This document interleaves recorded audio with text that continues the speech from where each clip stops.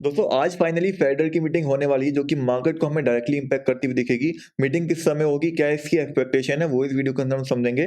साथ ही बात करेंगे बिटकॉइन के बारे में, क्रिप्टो मार्केट के बारे में, कि क्या मूवमेंट यहाँ पे रह सकता है और किस तरीके से हम यहाँ पे इस समय पे ट्रेड कर सकते हैं। तो काफी इंपॉर्टेंट वीडियो, ध्यान से वीडियो को देखिएगा। साथ ही साथ आप टेलीग्राम को मस्त ज्वाइन कर लेना, क्योंकि जैसे ही ये न्यूज निकल के यहाँ पे आएगी वैसे ही मैं आपके साथ यहाँ टेलीग्राम को शेयर कर दूंगा कि कितनी बीपीएस के हिसाब से बेसिकली इंटरेस्ट रेट को बढ़ाया गया है। तो फर्स्ट ऑफ ऑल यहाँ पे फेडरल की मीटिंग के बारे में बात कर लेते हैं, जो कि आज बेसिकली होने वाली है। इंडियन टाइम के हिसाब से हम देखें तो लगभग रात में 11:30 बजे आपको ये मीटिंग होती हुई दिखेगी, जिसके अंदर जो भी डिस्कशन यहाँ होगा वो डायरेक्टली हमारे क्रिप्टो मार्केट को और यूएस की स्टॉक मार्केट दोनों ही को यहाँ पे इम्पैक्ट करेगा। अब मैंने आपको याद होगा बहुत टाइम पहले डिस्कस करा था कि 1-2 तारीख के अंदर थोड़ा समझ के आप रह सकते हो, क्योंकि वहां पे हमें एक क्रैश देखने को मिल सकता है। एंड आपको डेली चार्ट भी याद होगा, जहाँ पे बार बार चीज मैं आपके साथ एक शेयर कर रहा था कि एक ट्रेंड लाइन हमारे पास है, ट्रेंड लाइन हमें यहाँ पे रिएक्शन दे रही है, साथ ही साथ फेडरल की मीटिंग का आ रही है। तो आप देख सकते हो आज फाइनली हमें उसका इम्पैक्ट देखने को मिल गया। एंड एक छोटा सा क्रैश हमें स्टार्टिंग में यहाँ पे देखने को मिल गया है। बट क्या ये क्रैश लंबा जाएगा, उसको समझने के लिए हमें यहाँ पे मार्केट का जो यहाँ पे जायजा है वो लेना पड़ेगा। और सबसे पहले तो समझना पड़ेगा कि बेसिकली फेडरल जो इंटरेस्ट रेट बढ़ाएगा वो कैसे मार्केट को इम्पैक्ट करेंगे। तो यहाँ पे बहुत ही सिंपल है, मैं इसको ज्यादा यहाँ पे डीपली नहीं लेके जाऊंगा। अभी जो मार्केट के अंदर एक्सपेक्टेशन चल रही है, जो भी यहाँ पे इकोनॉमिक्स वगैरह है, जो भी यहाँ पे एनालिस्ट है, वो जो एक्सपेक्ट लेके चल रहे हैं, वो ये एक्सपेक्ट कर रहे हैं कि यहाँ पे 75 बेसिस पॉइंट के हिसाब से, 75 बीबीएस के हिसाब से इंटरेस्ट रेट को जो बेसिकली बढ़ाया जाएगा यहाँ पे यूएस की फेड मीटिंग के बाद। लेकिन यहाँ पे दूसरे लोग कुछ लोगों की एक्सपेक्टेशन ये भी है कि यहाँ पे हो सकता है 50 बीपीएस के हिसाब से भी बढ़ा जाए। बट मोस्ट प्रोबेबली जो हम कहते हैं, जो एक्सपेक्टेड इस टाइम पे लेके चल रहे हैं वो लोग, वो यहाँ पे 75 बीपीएस के हिसाब से लेके चल रहे हैं, क्योंकि पिछले कुछ महीनों के अंदर लगातार हमें 75 बीपीएस के हिसाब से इंटरेस्ट रेट बढ़ता हुआ दिखा है।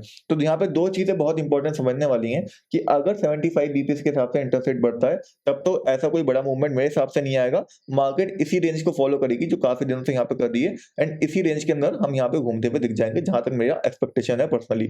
अगर मार्केट बेसिकली यहाँ पे 50 बीपीएस के हिसाब से इंटरेस्ट रेट बढ़ाता है, फेड के अंदर 50 बीपीएस या फिर 75 बीपीएस के कम रेट यहाँ पे बढ़ता है, 75 बीपीएस नहीं बढ़ाया जाता है इस बार, थोड़ा यहाँ पे रायत दे दी जाती है, बेसिकली रायत दे दी जाती है कि काफी आप मार्केट को काफी टाइम से क्रैश करिए, तो थोड़ा यहाँ पे वो भी फेडरल देख रहा होगा, तो हो सकता है फेडरल मीटिंग के अंदर यहाँ पे डिस्कस इस बारे में करा जाए और इतना ज्यादा इंटरेस्ट रेट हाइक नहीं देखने को मिले। तो अगर 50 बीपीएस बढ़ता है या फिर 75 बीपीएस के साथ में कब बढ़ता है, तो मार्केट के अंदर एक पंप जो होगा वो एक्सपेक्टेशन यहाँ पे होगा। और वो पंप हमें किस साइड देखने को मिलेगा, वो पंप हमें इस ब्रेकआउट के बाद देखने को मिलेगा। यहाँ पे ये जो रेंज चल रही है, ये बेसिकली हमें अप साइड ब्रेकआउट होती हुई दिखेगी, तो उसके बाद हम यहाँ पे बाय भी ले सकते हैं। बट वहां पे मौका आपको नहीं मिलेगा, तो आपको जैसी न्यूज आएगी वैसे ही आपको यहाँ पे उसके हिसाब से ट्रेड करना पड़ेगा।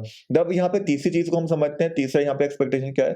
अगर यहाँ पे मान लो ना 75 बीपीएस के हिसाब से बढ़ता है, ना उससे कम बढ़ता है, ना 50 बीपीएस के हिसाब से बढ़ता है, इंटरेस्ट रेट जो है यहाँ पे बढ़ जाता है 100 बीपीएस के हिसाब से या फिर 75 से भी ज्यादा, तो मार्केट की क्या कंडीशन रहेगी। तो बहुत ही सिंपल है, मार्केट इस रेंज को जो है नीचे की साइड ब्रेकआउट करेगी मेरी एक्सपेक्टेशन के हिसाब से, और हम जो है इन लेवल्स के ऊपर दोबारा से वापस आ जाएंगे, जो वाले हमारे लेवल्स थे $19,500 या $19,800 के आसपास। इवन हम यहाँ पे $18,500 या उसके नीचे भी जा सकते हैं उसके बाद, अगर ऐसा कुछ होता है तो, क्योंकि वो बहुत अग्रेसिव हो जाएगा मार्केट्स के लिए। तो ऑल ओवर आपको फेडरल मीटिंग का इंपैक्ट यहाँ पे समझ में आ गया होगा। अब कुछ ट्रेड्स हैं जो मार्केट के अंदर बनाई जा सकती हैं, या फिर हम कुछ डाटा है जो यहाँ पे एनालाइज कर लेते हैं। पहला डाटा जो हमारे पास है, बिटकॉइन का इनफ्लो क्या है। तो बिटकॉइन का कोई ऐसा मेजर इनफ्लो अभी तक हमें पिछले 2-3 दिन के अंदर देखने को नहीं मिला है, जो कि ये इंडिकेट करे कि हाँ एक बड़ा क्रैश आ सकता है। तो इसके हिसाब से ऑल डन, मतलब कोई ऐसी दिक्कत यहाँ पे नहीं है।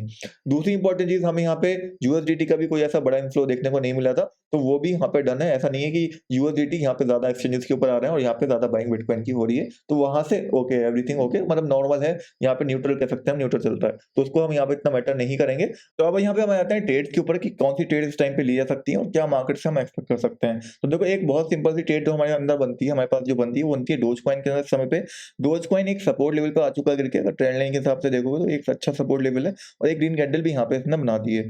साथ ही साथ यहाँ पे क्रॉसओवर भी हो चुका है स्टोकास्टिक आरएसआई जो हमारा होता है उसका।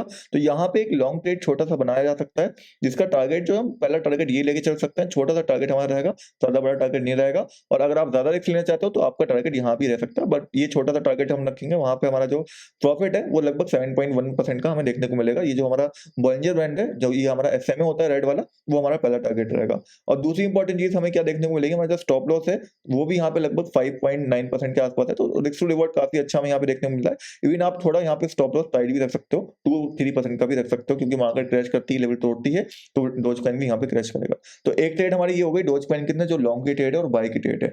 नेक्स्ट जो हम यहाँ पे ट्रेड ले सकते हैं, जो आप ले सकते हो वो ले सकते हो इथेरियम के अंदर। अगर इथेरियम इस ट्रेंड लाइन को ब्रेकआउट करता है तो आप बाय करने जा सकते हो, और इथेरियम अगर इस रेंज को तोड़ता है तो हम यहाँ पे शॉर्ट करने जा सकते हैं। बट अगेन यहाँ पे जब फेडरल की मीटिंग होती है तो लिक्विडेशन दोनों टाइप होते हैं, तो यहाँ पे इथेरियम के अंदर अभी पर्सनली ट्रेड नहीं लूंगा। सिर्फ डोज के अंदर एक ट्रेड दिख रही है, क्योंकि यहाँ पे एलोन मस्क का ट्वीट भी आ सकता है, तो डोज के अंदर एक बाय मैंने यहाँ पे ले रखा है, छोटा सा स्टॉप लॉस 3% का यहाँ पे लगा दिया है, और वो स्पॉट बाय है मेरा, कोई यहाँ पे लिवरेज ट्रेड नहीं है। उसके अलावा एपीडी कॉइन के अंदर काफी अच्छा हमारा ट्रेड ऑलरेडी चल रहा है, हमने शॉर्ट करा था, उसके बाद से काफी क्रैश देखने को मिला है। अगला ट्रेड जो हमारे यहाँ पे बनेगा वो बिटकॉइन के अंदर किस तरीके से बनेगा, तो बिटकॉइन के अंदर आपको याद होगा हमने शॉर्ट यहाँ से बात करी थी, दूसरी कैंडल अगर रेड बनती है तो शॉर्ट कर सकते हैं डेली चार्ट के हिसाब से। तो अगर आपने शॉर्ट करा था तो प्रॉफिट बुक कर सकते हो, क्योंकि लिक्विडेशन मेरे हिसाब से दोनों साइड यहाँ पे होती है, हमें दिखेंगी। बाकी जो ट्रेड बनेगा वो यहाँ पे फेडरल की मीटिंग के बाद बनेगा, जो उसका आउटकम आएगा उसके हिसाब से आप ट्रेड करने जाओगे। आउटकम जो आएगा सबसे पहले मैं आपको टेलीग्राम के ऊपर शेयर करूंगा, तो मस्ट ज्वाइन कर लो, लिंक डिस्क्रिप्शन में दे दिया है, आपको वहीं पे अपडेट मिल जाएगी ठीक 11:30 बजे के आसपास। और आप भी अपडेटेड रहना मार्केट के अंदर, ताकि आपको पता चल पाए कि क्या अपडेट लेकर के आया है, और जो चीज मैं आपको समझाई है उसको अच्छे से यहाँ पे ध्यान रखना, जिसके हिसाब से आप अपने ट्रेड को यहाँ पे मैनेज कर पाओ। तो आज की वीडियो में ये अपडेट था, मिलते हैं एक और नई वीडियो में, तब तक के लिए गुड बाय।